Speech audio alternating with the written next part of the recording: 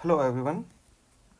आज हम डिटेल करेंगे सुश्रुत संहिता सूत्रस्थान अध्याय 17 की, और अध्याय 17 का नाम है आम पक्वेशनीय अध्यायम, यानी कि आम, पच्यमान और पक्व जो सौंफ हैं उनके बारे में इस अध्याय में हमें वर्णन देखने को मिलेगा। तो सबसे पहली चीज़ इसमें आचार्य ने पहले श्लोक में बताया है सौंफ किसे कहते हैं। तो सौंफ के क्या लक्षण हैं, एक बार आप इसको थोड़ा सा ध्यान से पढ़ लें और समझ लें कि सौंफ के लक्षण क्या होते हैं, और एक गो थ्रू हो जाए चीज़ों से, तो आपको थोड़ी सी कुछ चीज़ें समझ में आएंगी। उसके बाद जो अगला जो श्लोक है वो महत्वपूर्ण है। उसमें षड्विधो यानी कि जो सौंफ है उसके आचार्य ने 6 प्रकार बताए हैं। कौन कौन से? वात, पित्त, कफ, शोणित, सन्निपातज और आगंतुज। वात, पित्त, कफ, शोणित, शोणित यानी कि रक्त, सन्निपातज और आगंतुज।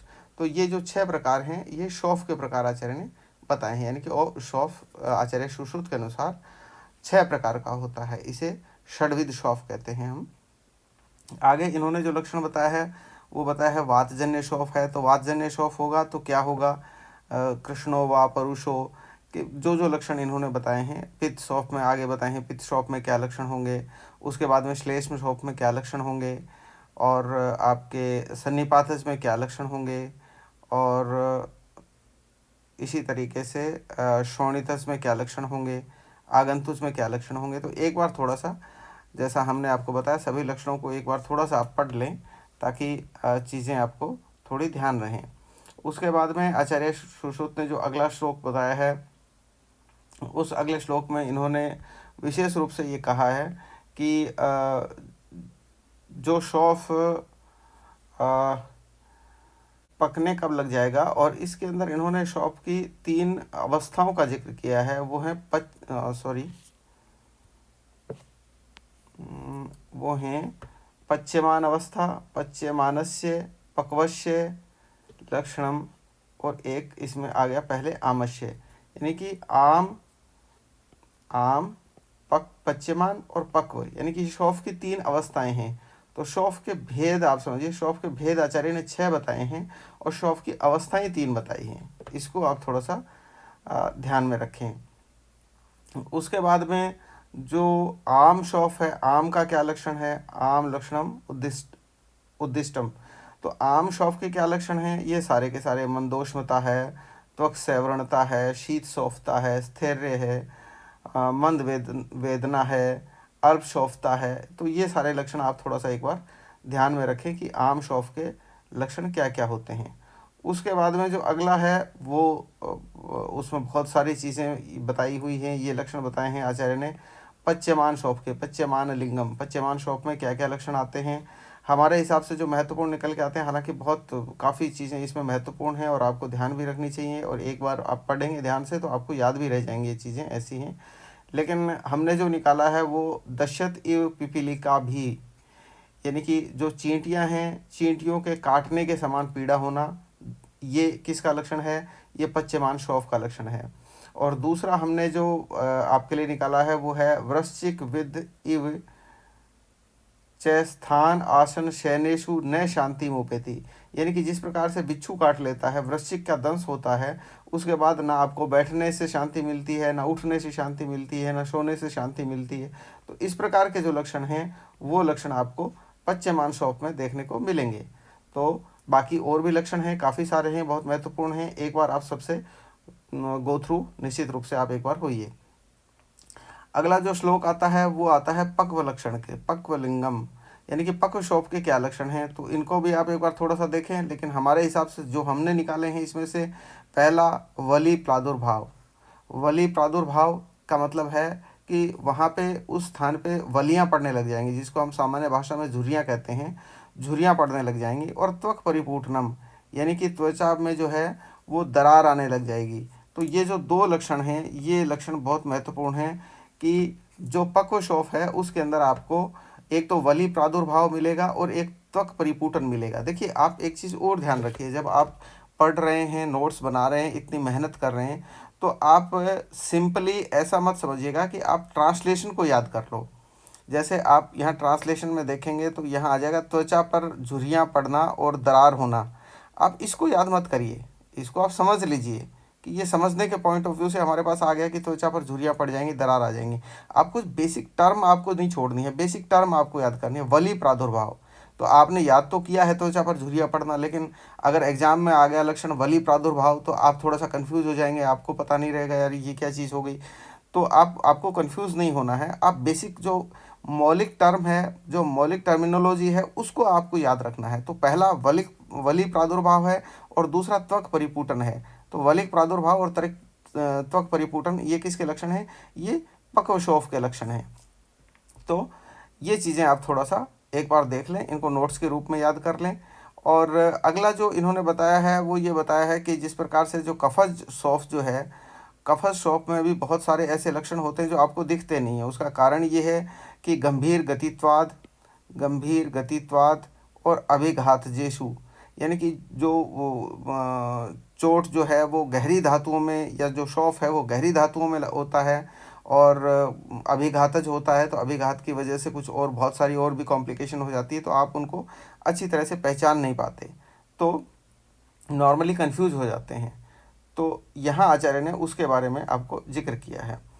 अगली जो चीज़ आचार्य ने श्लोक में दी है बहुत महत्वपूर्ण है, और यहाँ आचार्य ने तस्कर वर्त्य है, यानी कि दो तस्कर वर्ती होते हैं उनके बारे में बताया। अब तस्कर वर्ती आचार्य ने किसको कहा है ये थोड़ा सा देखने की बात है। यानी कि आम विपच्यमानम च सम्यक पक्वंच यो भीषक, यानी कि जो आम पच्यमान, यानी कि एक तो आम सौफ हो गया, एक पच्यमान सौफ हो गया, और एक पक्व सौफ हो गया। तो आम पच्यमान और पक्व को जो अच्छी तरह से जान पाता है वही भीषक कहलाता है। जानियाद स भवेत विद्य, जो जानता है कि ये सौफ आम है, ये पच्यमान है, ये पक्व है, उसको पहचान पाए तो वही वैद्य है। दूसरे वैद्य को क्या कहा है, इसके अलावा बाकी सारे क्या हैं? तस्कर वृत्ते, वृत्ति आप समझते ही हैं, नेचर। और तस्कर का मतलब होता है चोर, यानी कि वो धन की भी चोरी करते हैं और धन के साथ साथ में वो प्राणों की भी चोरी कर लेते हैं, तो उनको तस्कर वैद्य कहा है। तो आपको ये ध्यान रखना है कि तस्कर वैद्य, इसका क्वेश्चन कई रूप में आ सकता है। तस्कर वैद्य है, तस्कर या तस्कर वृत्ति है वैद्य का प्रकार, या तस्कर वृत्ति आचार्य ने कहा है वैद्य के लिए, रोगी के लिए, बहुत सारे ऑप्शन इसमें निकल के आ सकते हैं। या फिर इस तरीके से भी क्वेश्चन आ सकता है कि ये पूरा श्लोक आपको दे दें, याम विपच्यमानम च सम्यक पक्वंच यो भीषक जानियाद से भवेद विद्य शेष है, और आगे खाली छोड़ दें, बहुत सारे ऑप्शन दे दें। आपको दोनों तीनों तरीके से क्वेश्चन किस तरीके से आना चाहिए, आप हर तरीके से उसको सोचें और हर तरीके से सोच के उसको याद करें। तो इस बहाने से क्या होगा, 2 3 4 बार ये रिवाइज भी हो जाएगा, आपके दिमाग में भी, आपकी मेमोरी में भी ये स्टेबल रहेगा, और आप समझ भी पाएंगे कि किसी भी रूप में आ जाए तो मैं इसको आराम से इसका जवाब दे दूँ। अब अगला जो श्लोक है उसकी जो पहली लाइन है ये बहुत इंपॉर्टेंट लाइन है। वाताद्य नास्ति रुजा न पाके पित्ताद्य नास्ति कफांच पूय, यानी कि कहीं भी वात के बिना रुजा नहीं होगी, वात के बिना पीड़ा नहीं होगी, और न पाके पित्ताद्य, यानी कि पित्त के बिना कहीं भी पाक नहीं होगा, और नास्ति कफांच पूय है, और बिना कफ के कहीं भी पूई नहीं होगी, बिना कफ के कहीं भी पूई की उत्पत्ति नहीं होगी। तो ये बहुत इंपॉर्टेंट लाइन है, लेकिन आपको सिर्फ ये लाइन ही याद नहीं करनी है, आपको ये भी याद करना है कि आचार्य ने ये बात किस संदर्भ में कही है, या आचार्य ने कौन से अध्याय में इसका जिक्र किया है, ये विशेष रूप से आपको याद होना चाहिए। राइट, चलिए अब अगले श्लोक में चलते हैं। अगला जो श्लोक है वो अगर आम का आपने छेदन कर दिया, यानी कि आम शौफ का अगर आपने छेदन कर दिया तो उससे क्या क्या चीज़ें हो सकती हैं, एक बार सारा चीज़ों को आप थोड़ा सा समझ लें, देख लें।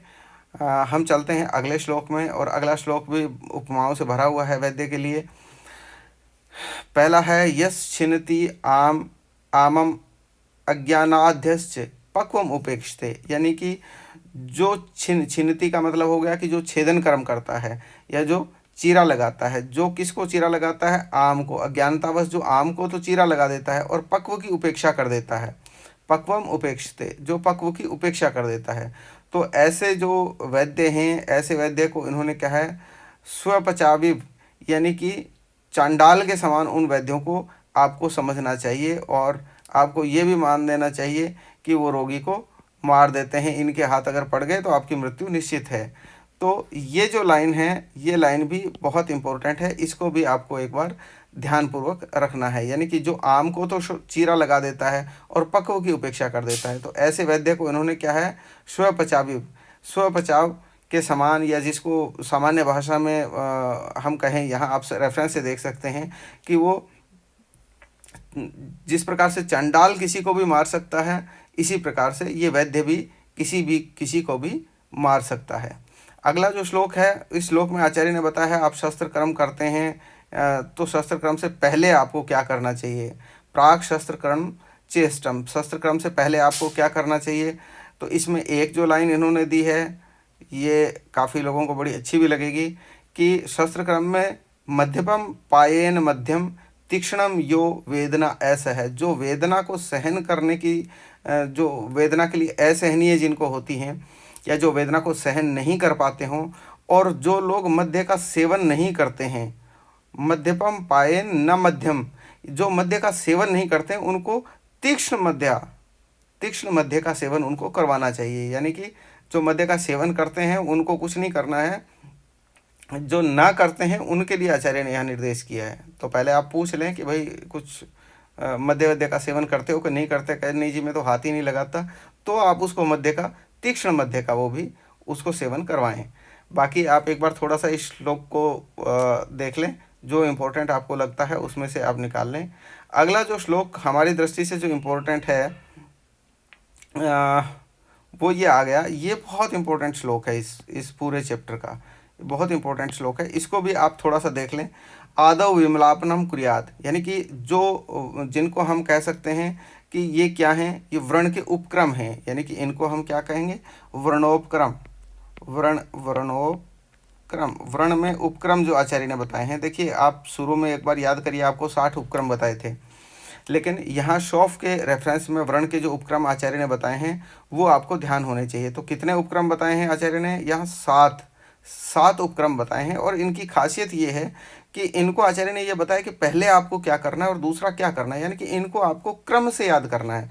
सबसे पहले विमलापन, द्वितीयम अवसेचनम, दूसरा क्या है अवसेचन, तृतीयम उपनाहंच, तीसरा क्रम क्या होगा उपनाह का, चतुर्थी पाटन क्रियाम, चतुर्था पाटन हो गया चौथा, पंचम शोधनम, पांचवा जो उपक्रम है वो शोधन हो गया, और षष्टम रोपणम इष्यते, और षष्ठ जो है छठा जो है वो क्या हो गया रोपण हो गया। एते कर्मा वर्णस्योक्ता, ये वर्ण के क्रम हैं, आपको इनको ध्यान रखना चाहिए। सप्तम वैकृतापहम, तो आप 2 तरीके से इसको याद कर सकते हैं। हालांकि हम इनको वर्ण उपक्रम कह सकते हैं, वर्ण उपक्रम कह देते हैं, लेकिन आचार्य ने जो वर्ड दिया है इसके ऊपर, ये दिया है वर्ण क्रम। आप इसको ध्यान रखें, वर्ण के क्रम है ये। तो क्रम का मतलब है वर्ण में क्रमशः ये क्रियाएं आपको करनी चाहिए। तो सिंपली आपको अगर आता है वर्णोपक्रम कितने हैं, तो आप चाहे वो संख्या भी लिख के आ सकते हैं अगर दोनों आई हुई हैं। लेकिन अगर वर्ण क्रम के बारे में लिखा हुआ है तो आपको सिंपली यही क्रम उनका देना है, और ये 7 क्रम आपको उसके अंदर बताने हैं। तो ये हो गया हमारा जो अध्याय है वो 17वां अध्याय, ये कंप्लीट हुआ। थोड़ा छोटा अध्याय था, अच्छा था। अब हम देखते हैं इसके नोट्स में क्या क्या विशेष चीज़ें हैं। हालांकि हमने सारी डिस्कस कर ली हैं, फिर भी एक बार हम सारी चीज़ों को दोबारा देखते हैं और रिवाइज करते हैं। तो ये हमारा हो गया आम पक्वेशनियम अध्यायम। तो इसमें पहली चीज़ शौफ के प्रकार आचार्य ने दिए हैं, कितने होते हैं, ये 6 प्रकार होते हैं, वातज, पित्तज, कफज, रक्तज, सन्निपातज और आगंतुज।